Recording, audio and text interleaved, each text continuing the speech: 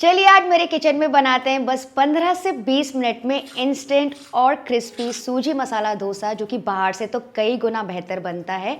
काफ़ी सारे टिप्स भी बताऊंगी आपको और आपसे क्या क्या मिस्टेक्स हो सकती है वो भी एंड में दिखाने वाली हूँ, तो वीडियो पूरा वॉच कीजिएगा। चलिए शुरू करते हैं। तो इसके लिए सबसे पहले मिक्सी में मैं ले रही हूँ 1 कप भर की सूजी। आप कोई भी ले सकते हैं, वैसे भी तो हम पीसने वाले हैं। साथ ही मैं डाल रही हूँ ये देखिए 2 टेबलस्पून भर के गेहूं का आटा। इससे क्या होगा, बाइंडिंग आ जाएगी, थोड़ा सा लचीलापन आ जाएगा, वरना सिर्फ सूजी से बनाएंगे ना थोड़ा सा ड्राई लगता है आटा। साथ ही मैं डाल रही हूँ 2 टेबलस्पून भर के ही बेसन। इसका भी एक अच्छा सा कलर और टेक्स्चर आता है और हल्का सा सौंधापन आएगा।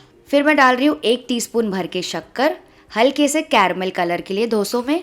और अब इन सारी चीज़ों को अच्छे से पीस लेंगे। तो मिक्सी को बीच बीच में आप थोड़ा रोक रोक के भी पीस सकते हैं, क्योंकि पाउडर है। तो ये देखिए इसका फाइन पाउडर जैसा तैयार हो गया, आप देख सकते हैं। मतलब एकदम ही फाइन नहीं है, हल्का सा दरदरा है, बिल्कुल वैसे ही जैसे कि डोसे का बैटर होता है ना, वैसा।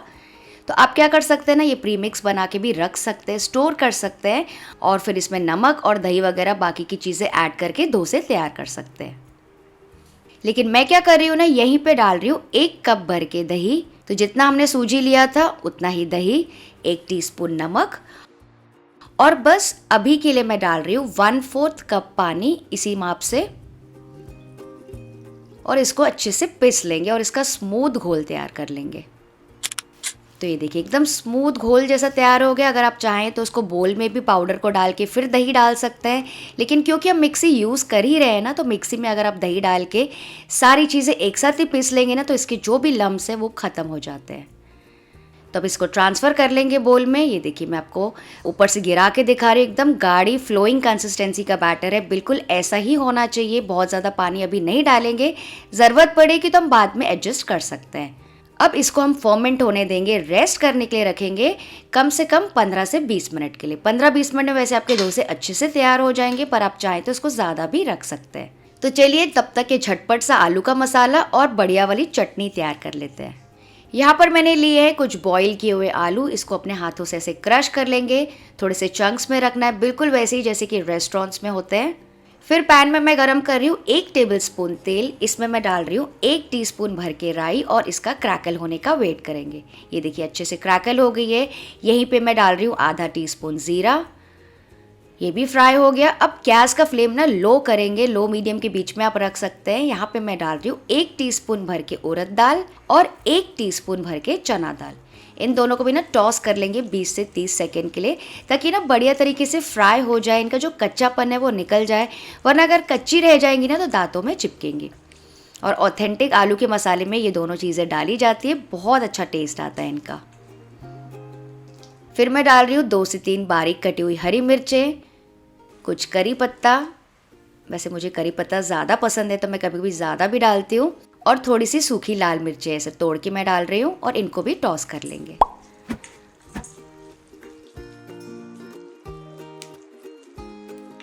तो बेस तड़का तैयार हो गया। अब मैं इसमें डाल रही हूँ 1 बड़ा प्याज, जिसको मैंने ऐसे स्लाइसेस में काटा है। इसी तरह से डाला जाता है रेस्टोरेंट्स में भी। अच्छा, मैं हींग डालना फ्रेंड्स भूल गई थी, तो यहाँ पे सेंटर में मैं हींग डाल रही हूँ करीबन 1/4 टीस्पून, और इसको टॉस कर लेंगे करीबन 2 से 3 मिनट के लिए, या फिर जब तक कि प्याज हल्के से सॉफ्ट ना हो जाएं। तो इस वाले मसाले में क्या होता है ना, जो प्याज है बहुत ज़्यादा डार्क नहीं होते हैं, बस हल्के से सॉफ्ट होते हैं। उनका जो बाइट है ना वो खाने के समय आना चाहिए। ये देखिए हल्के से ट्रांसपेरेंट हो गए। तो यहाँ पे मैं डाल रही हूँ 1 टेबलस्पून भर के बारीक कटा हुआ अदरक, और साथ ही यहीं पे मैं तेल में ही डाल रही हूँ आधा टीस्पून हल्दी का पाउडर। इसको भी थोड़ा सा टॉस कर लेंगे और चला लेंगे। तो हल्दी बेस में डालने से क्या होता है ना, हल्दी अच्छे से पक जाती है, उसका कच्चापन निकल जाता है, और सब में अच्छी सी इवन कोटिंग आ जाती है। और अगर आपको ऐसा लगे कि मसाला ड्राई लग रहा है या थोड़ा जल रहा है, तो यहाँ पे थोड़ा सा पानी का छड़का भी दे सकते हैं। और अब मैं इसमें डालूंगी बॉईल किए हुए आलू के चंक्स,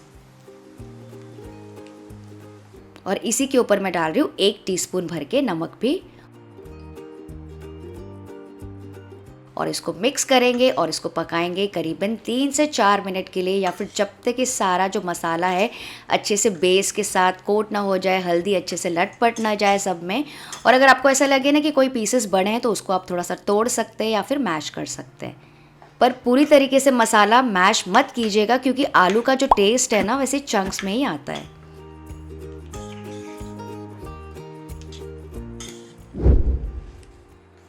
तो ये देखिए हमारा बढ़िया सा आलू का मसाला रेडी हो गया है, सब में अच्छा सा मसाला लग गया है, इवन कोटिंग हो गई है हल्दी की भी। तो यहाँ पे डालेंगे फ्रेश धनिया और इसको भी मिक्स कर लेंगे।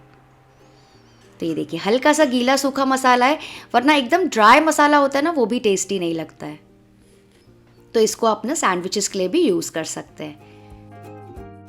तो आलू का मसाला तो रेडी हो गया है, चलिए झटपट से चटनी भी तैयार कर लेते हैं। तो इसके लिए एक छोटे से ब्लेंडर में मैं ले रही हूँ नारियल के पीसेस, करीबन ये 1 कप होगा।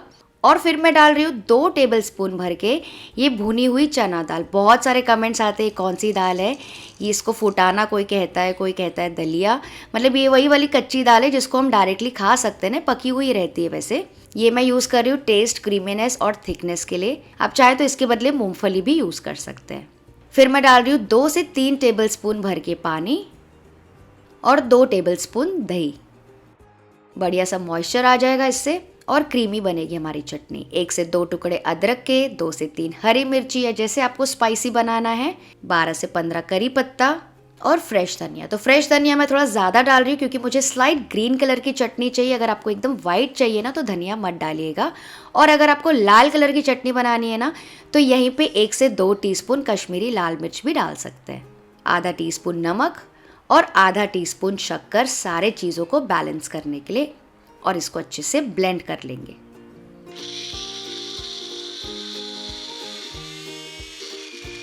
तो ये देखिए कितनी बढ़िया स्मूथ क्रीमी चटनी रेडी हो गई है दही की वजह से। अच्छा मान लीजिए अगर आपको दही नहीं यूज़ करनी है ना तो आप यहाँ पे 2 टीस्पून लेमन जूस डाल के पानी एडजस्ट कर सकते हैं। तो इसको ट्रांसफ़र कर लेंगे बोल में। कितनी बढ़िया बनी है। तो अब इसके टेस्ट को दुगना करने के लिए लगाएंगे बढ़िया सा तड़का। तो तड़का पैन में मैं ले रही हूँ 1 टेबलस्पून तेल। जैसे ही गर्म हो जाएगा डालूंगी आधा टीस्पून राई। इसको अच्छे से क्रैकल होने देंगे। थोड़ी सी हींग मैं डाल रही हूँ। फिर डाल रही हूँ आधा टीस्पून उड़द दाल और इसको फ्राई करने के बाद ना गैस का फ्लेम ऑफ कर देंगे क्योंकि इस वक्त तेल काफ़ी गर्म है। तो यहाँ पे मैं डाल रही हूँ 8 से 10 करी पत्ता और थोड़ी सी सूखी लाल मिर्च टुकड़ों में, क्योंकि इसको पकने में ना ज़्यादा समय नहीं लगता है। काफ़ी बार मैंने इनको जलाया है इसलिए मैंने बोला गैस बंद करके ही डालना। तो ये हो गया तड़का रेडी। इसको डाल देंगे चटनी के ऊपर। वैसे तो फ्रेंड्स चटनी आप ऐसे भी खा सकते हैं लेकिन तड़का लगा के खाएंगे ना अलग ही स्वाद आता है। और हल्का सा ना इसको मिक्स कर लेंगे, बहुत ज़्यादा नहीं, थोड़ा सा ऐसे चला लीजिए। अब इसको ना चटनी को सेट होने देंगे थोड़ी देर बाहर ही, या फिर आप चाहें तो इसको फ्रिज में भी रख सकते हैं। तो चलिए बैटर को भी चेक कर लेते हैं। ये देखिए सूजी जो है ना हल्की सी सेट हो गई है। तो इसको आप चाहे तो थोड़ा सा मिक्स कर सकते हैं, लेकिन मैं आपको कंसिस्टेंसी इसकी दिखाती हूँ। हमको बिल्कुल ऐसी कंसिस्टेंसी चाहिए। अगर आपको ऐसा लगे कि ऐसी नहीं है तो इसमें 1 या 2 टेबलस्पून बस पानी डाल के एडजस्ट कर लेना। और अब इस बैटर में मैं डाल रही हूँ, ये देखिए बस 1/4 teaspoon of baking soda. Baking powder नहीं, बेकिंग सोडा, जो कि मीठी सोडा, खाने की सोडा, एक ही सोडा होती है। और इसको डाल के ना लगातार विस्क करेंगे 1 मिनट के लिए। ठीक है, तो ऐसे लगातार विस्क करते जाइए एक ही डायरेक्शन में। आप चाहें तो इसके बदले आधा टीस्पून इनो भी डाल सकते हैं। तो इसकी सबसे अच्छी बात यह है कि इसके लिए आपको दाल चावल को ना तो भिगाना है, ना तो पीसना है, ना तो पूरी रात रखना है फर्मेंटेशन के लिए। अगर आप सुबह की भाग दौड़ के लिए बना रहे हैं तो बैटर जो है ना पहले ही 1 रात पहले बना के फ्रिज में रख सकते हैं और सुबह आधा घंटा पहले निकालिए और फिर उसमें बेकिंग सोडा और इनो जो भी आप ऐड कर रहे हैं वो मिला के आप बना सकते हैं डोसे। तो इतने बैटर से फ्रेंड्स आपके 7 से 8 मीडियम साइज़ के डोसे आसानी से बन जाएंगे। तो मान लीजिए अगर आपको 2 बैचेस में भी करना है ना इसको, मतलब एक बार 4-5 बनाने हैं, तो आप उसको अकॉर्डिंगली डिवाइड करके वैसे हिसाब से सोडा डाल दीजिएगा। तो हमारा बैटर रेडी हो गया। चलिए अब मैं आपको दिखाती हूँ कि तवा कैसे यूज़ करना है। तो सबसे पहले तवे को क्या करेंगे, एकदम हाई फ्लेम पे गरम कर लेंगे। ये देखिए पानी का छड़का मैं डाल रही हूँ, आपको उसी से अंदाज़ा लग रहा होगा कि तवा कितना ज़्यादा गरम है। और इसको ना अच्छे से पोंछ लेंगे। ठीक है, सेकेंड स्टेप, इसमें थोड़ा सा ऑयल लगा लीजिए और उसको भी अच्छे से पोंछ लीजिए। और अब इम्पॉर्टेंट पॉइंट, पानी डाल दिया, तेल डाल दिया, पोंछ लिया और अब रखना है लो मीडियम के बीच में।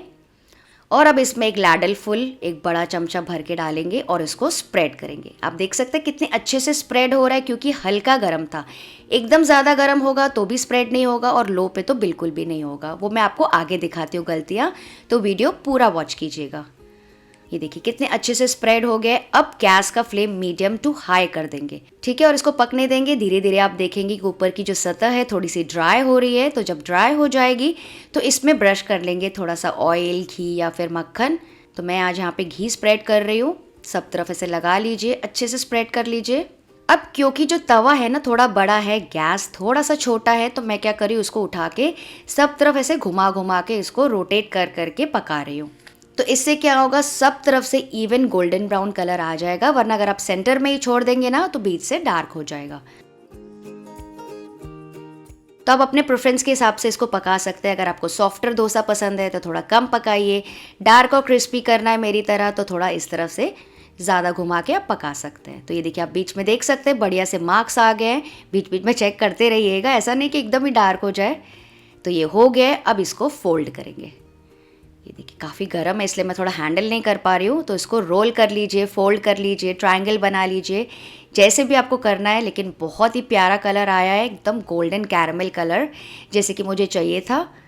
और आप आलू का मसाला चाहे तो अंदर भी स्टफ़ कर सकते हैं या फिर साइड में भी सर्व कर सकते हैं। तो इसको सर्व करने के लिए यहाँ पे मैं डाल रही हूँ थोड़ा सा सांभर, आलू का मसाला और जो चटनी हमने तैयार की थी, और इस गर्मा गर्म बढ़िया से गोल्डन कैरमल ब्राउन डोसे को सर्व करेंगे इनके साथ।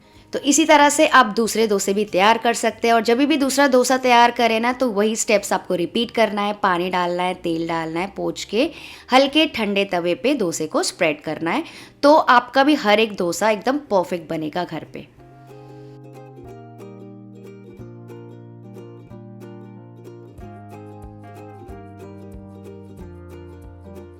और एक डोसे को ना मैंने ऐसे ट्रायंगल बना दिया था और इसके ऊपर डाल रही हूँ मैं मक्खन।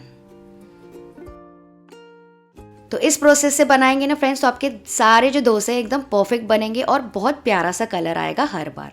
तो फ्रेंड्स आपकी कौन सी फेवरेट साउथ इंडियन डिश है जो हमेशा ऑर्डर करते हैं रेस्टोरेंट में, मुझे कमेंट करके पक्का बताइएगा। डोसा, उत्तपा, वड़ा या फिर इडली।